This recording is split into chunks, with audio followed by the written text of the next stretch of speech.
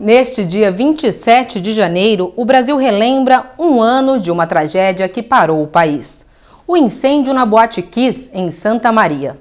Naquela noite, a festa aglomerado do curso de agronomia reuniu centenas de jovens na casa noturna. A maioria deles estudava na Universidade Federal de Santa Maria, no Rio Grande do Sul. A banda Gurizada Fandangueira era a atração principal, que em meio ao seu show acendeu um sinalizador dentro da boate. E este foi o estopim para o que veio a ser o segundo maior incêndio do Brasil. 242 jovens morreram vítimas da tragédia.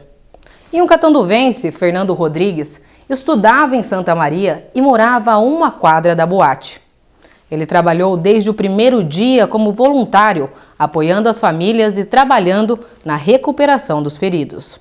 Hoje você acompanha a entrevista especial com esse jovem que representou Catanduva em Santa Maria e deu um exemplo de solidariedade e compaixão ao próximo. Conversamos nesse estúdio que você deve reconhecer como do programa Nova Manhã e ele relatou experiências e fatos emocionantes dos momentos que marcaram aquela cidade no Rio Grande do Sul e uma página que o Brasil queria arrancar de sua história. Confira.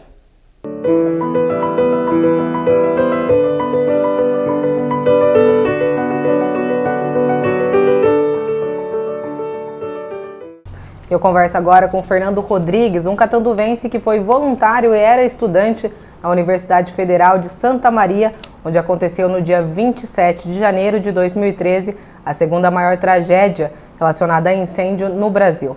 Naquele dia morreram 242 pessoas dentro da Boate Kiss.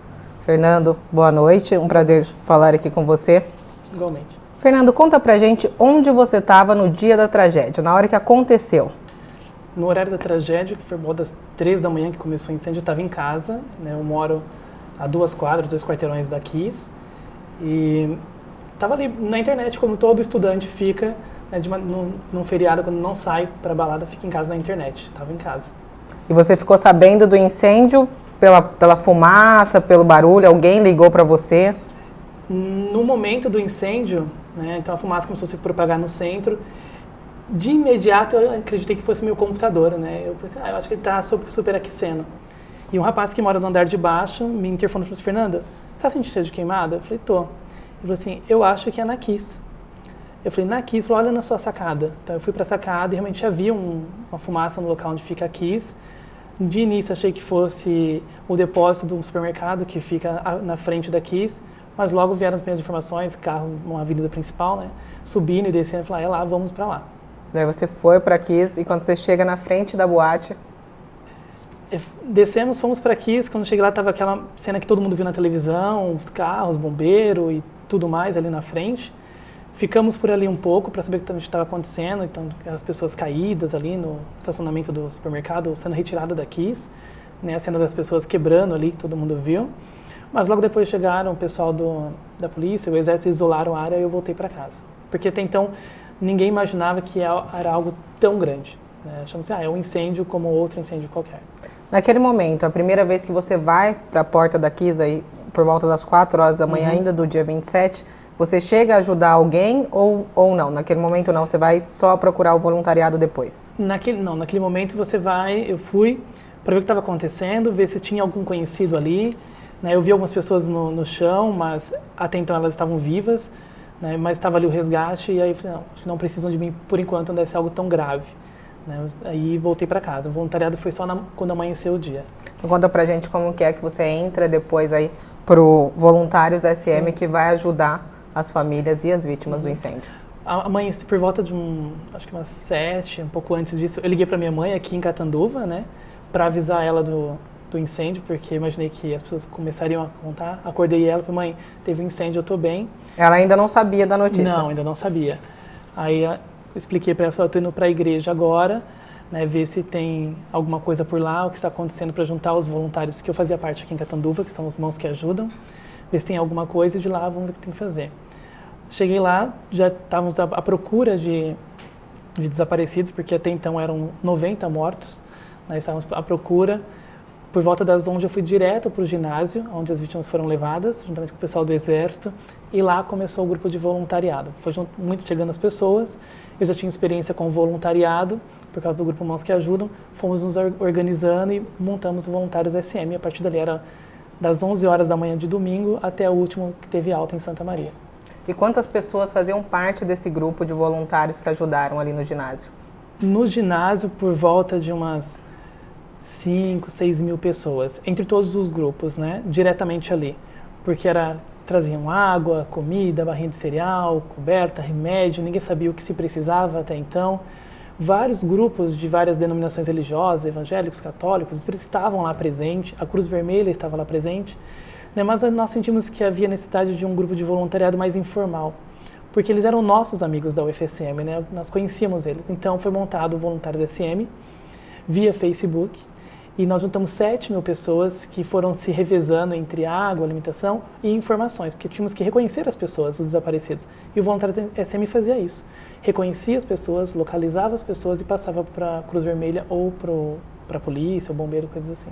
Fernando, você falou que em meio à tragédia vocês tiveram alguns pontos positivos na questão da humanidade, da solidariedade nas pessoas, mas você falou que o Facebook ajudou bastante no caso. Teve um dia que vocês se surpreenderam com alguma coisa, com alguma publicação. Sim, nós estávamos, depois que já havia acontecido os velórios, os sepultamentos, focamos nos familiares, né, e nas vítimas que estavam no hospital, só que era muita gente. Santa Maria, para quem não conhece, é uma cidade universitária, né, tem a Federal.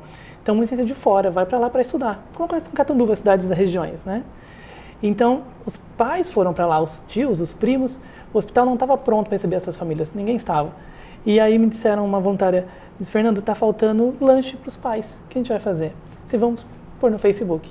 Aí colocamos lá no Facebook, lá, precisa-se de pão. E nós passamos aquela madrugada de terça para quarta, até às 6 horas da manhã, recebendo pão. E o que mais me emocionou os demais voluntários era que eram pessoas que chegavam lá de chinelo, cansadas, suando, com meio saco de pão, que lá eles chamam de pão fatiado, que chamam de pão de forma. Mas, é tudo que eu tinha em casa no momento, não tem mercado aberto, mas eu acho que pode ajudar. E aquilo para mim marcou muito, porque eles estavam ali dispostos a ajudar no que fosse necessário. Então nós fizemos os lanches, depois chegaram frios, chegaram gelo, qualquer coisa que se colocasse na rede, todo mundo de algum lugar da cidade partia correndo para o hospital para nos entregar. Isso foi algo marcante. Foi uma comoção geral, não só da população da cidade, mas acho que de todo o Brasil, né? Todo mundo tentou ajudar de alguma forma e vocês recebiam isso da melhor maneira possível. Sim, nós tivemos ajuda do Brasil todo. Nós tivemos, por exemplo, eu lembro de uma voluntária que ela saiu de Curitiba, ela não conhecia ninguém, não tinha contato com a cidade, mas ela foi na rodoviária pedir dinheiro para ir para Santa Maria. Acredito que as pessoas imaginaram que ela tivesse alguém, compraram a passagem para ela, ela chegou em Santa Maria, foi levada até o nosso ponto de reunião ali dos voluntários, e ela disse, eu vim de Curitiba, não tenho onde ficar, não tenho nada, mas eu vim para ajudar. E ficou conosco ali uma semana, e muitas pessoas, né, daqui da região, algumas pessoas ofereceram dinheiro, mandaram dinheiro, porque precisávamos de dinheiro, tem um custo, que nós paramos de trabalhar, nós paramos todas as nossas atividades para viver em função disso, né, tem um grupo que nos doou 10 mil reais, e eu fiquei surpreso, e eles chegaram lá e falaram, olha, esse dinheiro veio do Brasil todo, do nosso grupo, eles são, acho que do Rotary, então nós temos 10 mil reais, e nós achamos que vocês podem cuidar disso.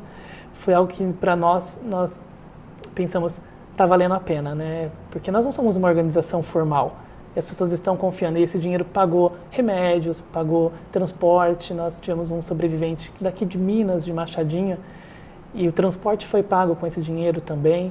Então, de todos os lugares, sempre. Ou então, às vezes a pessoa não tinha como enviar alguma coisa, mas enviava um recado, enviava uma mensagem, mas as coisas chegavam lá.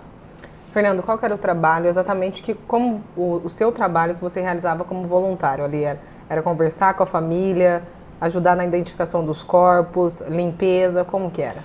Eu participei de todas as etapas, com exceção de tirar as pessoas daqui. Então, no ginásio, eu ajudei no reconhecimento dos corpos, inicialmente, né, quando a família chegava para reconhecer os seus familiares, seus filhos. Depois que reconhecia, elas ficavam ali para ser preparadas pelo serviço funerário, então era meu trabalho ajudar uma funerária da cidade, junto com o meu grupo de voluntários. Então nós transportávamos os corpos para os caixões, depois arrumávamos e preparávamos para a família. Fiquei durante todo o velório, que a gente podia teve aquele velório coletivo. Depois ali, a gente distribuir a água, comida, porque eles não querem comer, né? Eles não querem tomar, então a gente força eles a comer. Fica ali do lado. Depois disso eu fui fazer a caminhada, distribuição de água, e quando eu já tinha terminado essa parte com as vítimas fatais, era hora de cuidar daqueles que estavam vivos ainda. Fomos para o hospital e lá nós forçávamos basicamente as famílias a comer, né? Porque eles não comem, é um estado de choque, então nós forçávamos a tomar suco, barrinhas de cereal e ficávamos conversando com eles ali, né? Porque tudo que eles precisavam naquele momento não era só conversar, mas saber que alguém estava ali para cuidar do que eles precisavam. A nossa função era pensar nas necessidades deles sem que eles fossem nos pedir, né? Se era um lugar para dormir, porque eles esqueciam de dormir, né? Eu nunca perdi alguém tão próximo assim, então acho que deve ser um momento traumatizante, que você perde um pouco da noção do que tem que se fazer. E nós ficamos ali, eu entrava para vê-los na UTI, saía com as informações, então eu chegava num pai e dizia, olha, seu filho melhorou hoje, está de grave para regular. Ali eu não posso ver, os pais primeiramente não podem ver os seus filhos por causa da emoção, porque os seus filhos não respiram direito, né? Então a gente ficava nessa ponto de levar contatos. E ficamos ali, aí depois eles iam para o quarto, essa é uma parte muito divertida para nós voluntários, é quando eles iam para o quarto, né? É porque até então só se falava em morte, né?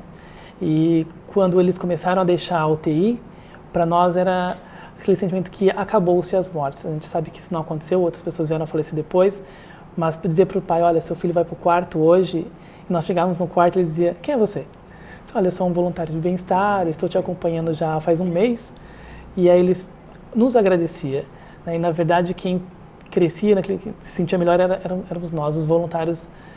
Nos sentimos muito melhor talvez do que o próprio paciente, a gente comemorava. Cada pequena melhora devia ser comemorada. Uma melhora como essa de sair de um centro intensivo para ir para o quarto deve ser? O simples fato dele sair do estado grave para regular ou para estável, para nós já era um motivo de comemorar. Já. Quando o médico nos disse, porque nós estávamos num corredor do hospital, né? Quando ele nos disse, neste hospital ninguém morre mais, para nós foi a melhor notícia. Aí não importava quanto tempo ficaria ali no hospital, mas o importante é que ninguém mais ali iria partir. Nós poderíamos esperar que todos teriam alta. E demorou um pouco, mas todos saíram do Hospital de Caridade. Fernando, dentro dessas etapas de ajudar no reconhecimento dos corpos e até mesmo depois no hospital, qual dessas funções, dessas atividades que você fez a mais traumatizante para você, a que mais te abalou emocionalmente? Porque era um contato com famílias que tinham perdido entes queridos, eram amigos, eram professores, alunos. Como foi isso? Eu posso destacar dois momentos que são, para mim, um divisor de águas. Um é quando uma mãe vai reconhecer um rapaz, né, lá no ginásio, e ela reconhece de imediato o filho e fala assim, mas ele está um pouco sujo. Realmente eles estavam sujos, mas porque eles estavam cheios de fuligem, né? Então ela ficou ali limpando o filho dela por um longo tempo, né? E ninguém se atreveu a tirar a mãe dali. E esse foi um momento marcante porque eu pude lembrar da minha família, né? O que poderia acontecer, né? Eu já fazia um tempão que eu não via meus pais aqui, não vinha para Catanduva, e ela ficou ali. E um outro momento importante foi quando um pai, já no hospital, ele perdeu um filho. E o outro estava lá em estado grave, só que ele conversava, ele brincava, ele fazia piadas, ele descontraía, os próprios voluntários já estavam cansados realmente. E aí eu fui falar para ele, o senhor está bem? Né? Porque o senhor está sempre de bom humor, e a gente sabe que o senhor está num momento difícil, o senhor perdeu um filho. Ele me disse bem sério, olha, Fernando, eu perdi um filho e o outro está ali. Eu tive que fazer uma escolha. Ou eu ficava com aquele que foi, né, e ficava na minha tristeza por isso, ou eu me agarrava a esse que está vivo.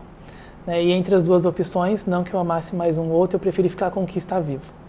E naquele momento, para mim, alguns voluntários estavam perto, foi um momento decisivo, né, que era momento de parar de chorar e celebrar aqueles que estavam vivos. Nós usávamos uma pulseirinha, né, preta de luto, e aí nós retiramos qualquer identificação de luto que os voluntários tinham, nós retiramos naquele momento, porque entendemos por esse pai que não era momento de chorar ali, era momento de seguir em frente. Acho que esses dois momentos. A gente falou, agora, você acabou de falar que você nunca perdeu um ente querido, uma pessoa tão próxima. Dentre esses 242 mortos ali na Boate Kiss, não tinha ninguém da sua sala, não tinha nenhum conhecido? Tinha. Conhecidos tinham vários, porque nas universidades federais, nós almoçamos e jantamos nos restaurantes universitários, né? Então, nós nos conhecíamos dali. Por mais que não fizéssemos parte da mesma sala ou da mesma turma, e na UFSM você troca de sala o tempo inteiro, você conhece muitas pessoas. Na época, eu ainda disse para alguns lugares, não conhecia ninguém. Mas quando tudo acalmou e você começa a ver a lista com mais calma e ver as fotos, você começa a reconhecer as pessoas. Né? E uma dessas pessoas moravam no meu prédio. Né? E aí você para pensar assim, poxa, eu conhecia aquela pessoa, né? Eu podia ter falado mais com ela, eu poderia ter convidado ela para sair ou feito qualquer outro tipo de coisa. Aí você sente um pouco, né? Que você tem pessoas que deveriam estar ali contigo, estariam nas suas formaturas e não vai estar mais. Né? Poderia não ser nenhum parente, né? Mas era alguém que desfrutava dos mesmos sonhos que você. Nós temos, a maioria tem a mesma idade, tá ali tínhamos passado numa federal, né? Então era uma grande conquista para nós, para os nossos pais, e aí você para pensar que isso não vai mais acontecer. Aí quando tudo acalmou, você sente um pouco mais. Eu só fui realmente sentir um grande pesar mesmo. Eu já estava, eu me mudei de Santa Maria, né? Eu já estava onde eu moro agora, atualmente em Piracicaba, quando eu voltei à universidade. Eram jovens, como aqueles que eu conheci, com os mesmos sonhos. Então, quando eu olhei para a minha nova sala, eu senti um pouco mais, né? Porque eu não tinha voltado à universidade desde o dia da tragédia. E olhar para aqueles novos alunos ali, naquela universidade, faz você lembrar de tudo que você passou dentro da universidade com aqueles outros. Né? Na hora quando você senta para tomar um lanche, ou na hora do intervalo, você sente. Então, 3 meses depois, quando tudo acalmou, quando eu pude deixar a cidade, quando não tinha mais algumas obrigações para ser feitas, você para pensar e aí você realmente sente mais do que no dia. No dia, tudo foi muito rápido, tudo foi muito Você entra em choque no Exatamente. dia, né? Acho que foram meses em choque, porque você fica no hospital, você não sabe o que está acontecendo em volta. Né? E eu me lembro, para você ter uma noção de como a gente fica fora, que foi bem logo naquele período que o Papa Bento XVI anunciou. Quando me contaram, eu achei que era uma brincadeira. Mas o mundo continuou do lado de fora, mas nós dentro do hospital estávamos ali. Né, sem saber quem eram exatamente as vítimas, sem saber quem tinha morrido fora de Santa Maria, nós estávamos fechados com aqueles sobreviventes, era o mais importante para nós.